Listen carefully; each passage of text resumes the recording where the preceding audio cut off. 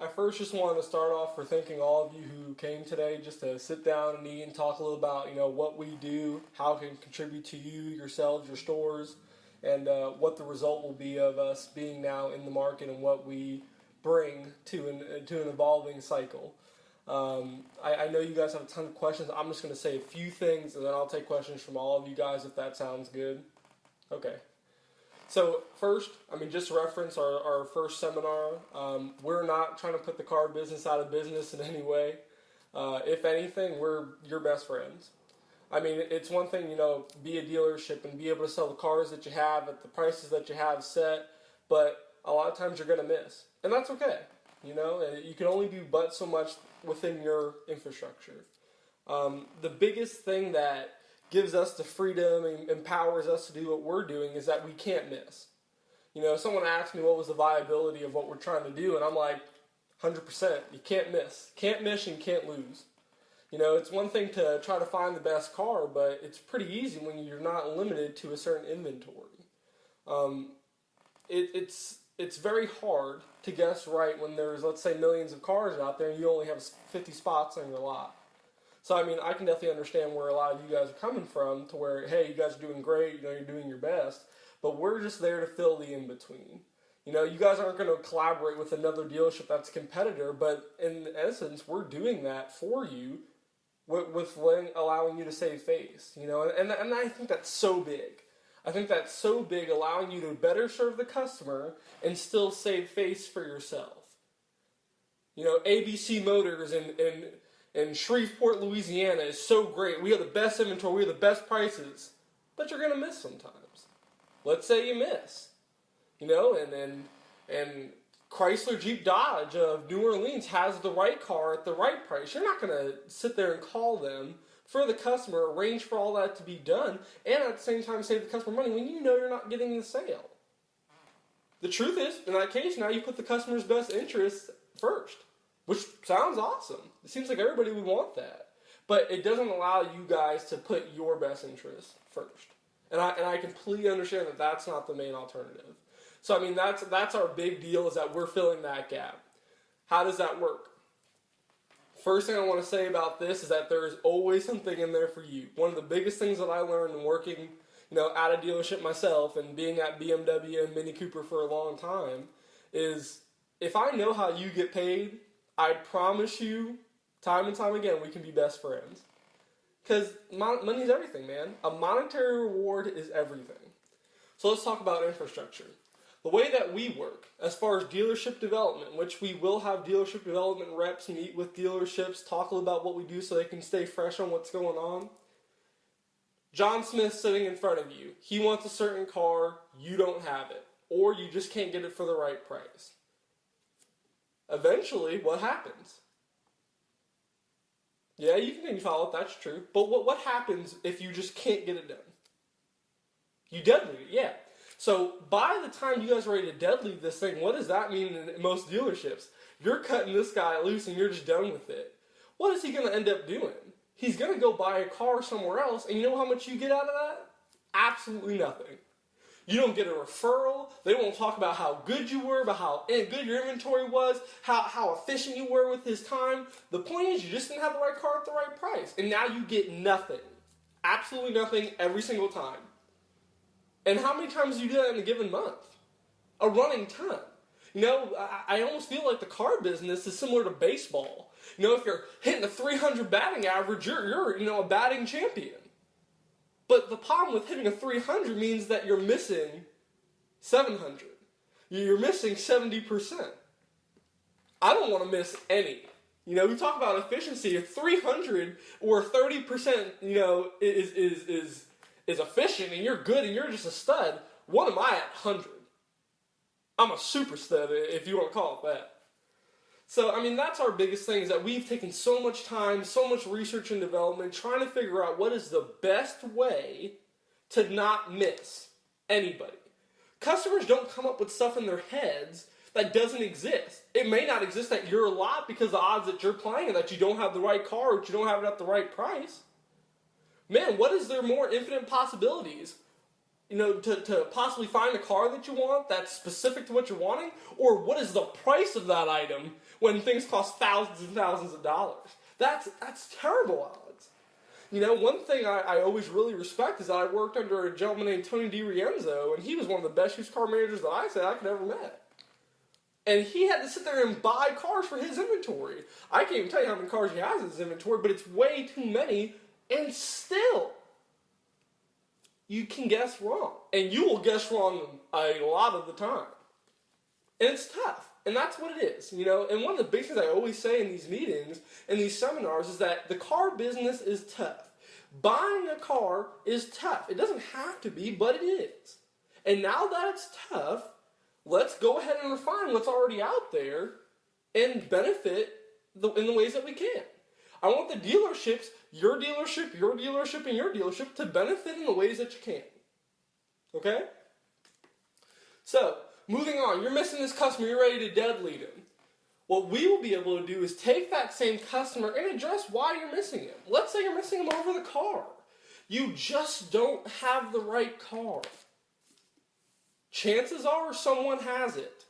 I take a look into the system. Boom, that car is right there. Let's say it's even local.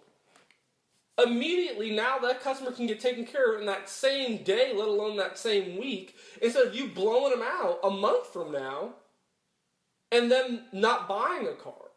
It's one of those things I always think about it kind of like in a government standpoint. What the government wants out of car deals? They want the tax revenue from you buying a car. They don't care where it's at. Buy Chevy, Ford, Chrysler, Maserati, Ferrari, Porsche, Lamborghini, whatever. They don't care. There is a tax revenue amount that goes with each one of those cars. They might as well be all the same brand. And they might as well all, be the same type of car. It doesn't matter. It doesn't matter to them. And I kind of like that. Cars are cars. We talked about in that first seminar, it's a vehicle that has a box in it that creates explosions, turns the explosion into power, drives the wheels, and gets you to where you got to go. And that's all it is.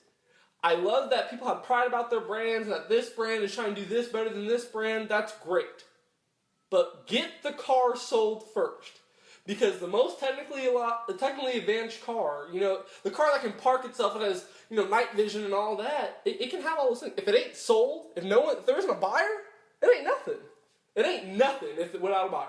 All day. All day. So, the big thing is, before you blow up that customer, let us take advantage of, what's going on. Let's say it's the wrong car. We find a dealership that has the right car. We get them with that dealership. Let's say they buy a car with that dealership. We are, of course, paid a fee due to our pay agreements that we set up with the dealers. In result of that pay agreement with that dealer upon that car being sold, the representative from the original dealership who referred the customer to us would actually get a override or a kickback for referring the customer. I'm going to pay you to put the best interest of your customers first. And that's the biggest thing I can say about this meeting and this luncheon. I will pay you to put your customers first. Pay you to put your customers first. That's nuts. It sounds so basic, but I'm paying you to put the customers before yourselves.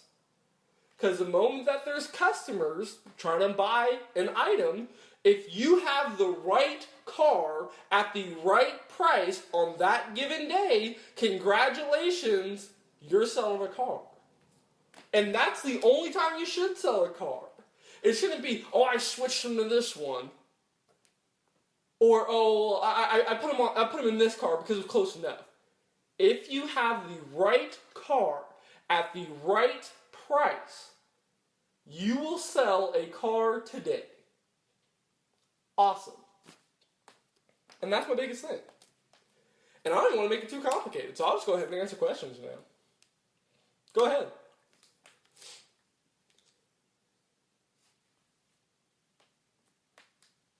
Okay. No, I understand.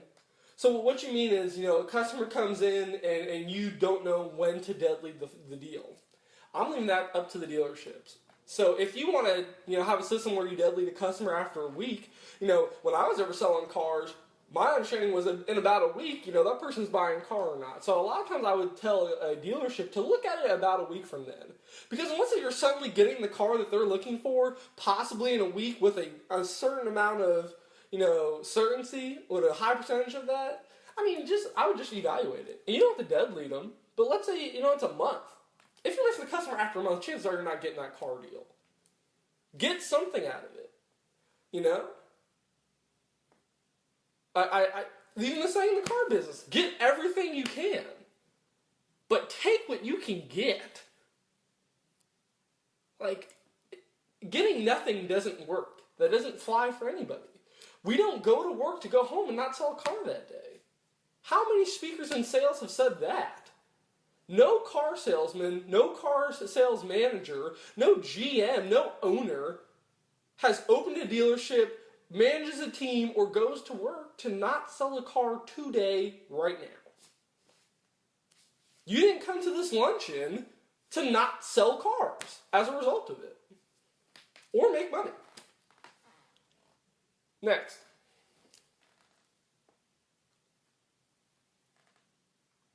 Yeah, so how are the kickbacks or the overrides paid? Well, most of your brands or your manufacturers kind of have a prepaid debit card program thing going on. We're still in the early phases of deciding how we want to do the payment, but what I would suggest is going to something similar. Having a prepaid Visa card from our company that's loaded with a certain amount, that way we can just send them out. Because if you send us, let's say 2 customers in your entire life being a salesman, well, now you get 2 prepaid Visa cards. If you're just a stud and you're sending us hundreds of leads and we're selling all these cars, well, we can always, evaluate and even change the form of payment to where we're just paying you in paper checks. Because to us, it doesn't make a difference. Prepaid Visa cards, I just think they're cool because they're trackable, it's really simple for you to use, and you just have it. Any other questions? Yeah, so that's super important. As far as dealership development, how often are we going to be visiting you? That's really, again, all up to the dealerships, but we would like to kind of pop in on a quarterly basis. In my mind, I think of everything in a business sense. Quarters are what matters to me.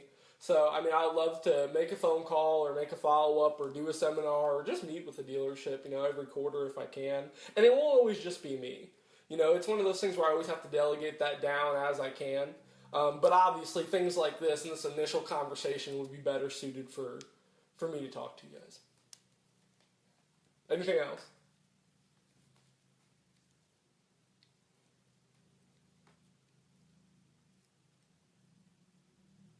Yeah, that's a good question. So how does it come back to you? So you have to imagine that, let's say you're working at Ford and you're missing someone and they decide to buy a Chevy. And you know they're buying a Chevy. And instead of just being pissed off about it and not getting nothing, send them to us. We sell the car at Chevy. You get your $25 kickback, let's say. There's going to be a time where someone's looking at the Dodge and they want the Ford Fiesta. That Dodge is just going to miss them. So it's going to come back. And I know it's going to be so hard for you to put the customer first that first time. But the moment that you get a deal that you never even thought was even there, you weren't expecting it, you don't know anything about it, it's a gift in your lap, suddenly we're best friends. Seriously. And I mean that wholeheartedly. The moment that happens, we are all best friends. Does that sound good? I think it does. So I just want to make sure that everyone has a grasp on kind of what's going on there. I didn't want to go over 15 minutes with this, so I'm going to cut it short. But that's my point. It benefits you. You're putting the customer first. They get what they want. You get paid, and I guarantee you'll get car deals out of it. Not even to mention the fact that you're going to get kickbacks on anything that you do put forward to us that it sells. So pretty simple. And I would really like to just, keep the referral stuff on a dealership basis, but, we have a whole network that we're going to be working on. Cool. Is that all? Awesome. Hey, guys, enjoy your lunch. Thank you for coming, and thank you for letting me speak. I'll speak to you guys again, and hopefully it's very soon. Thank you.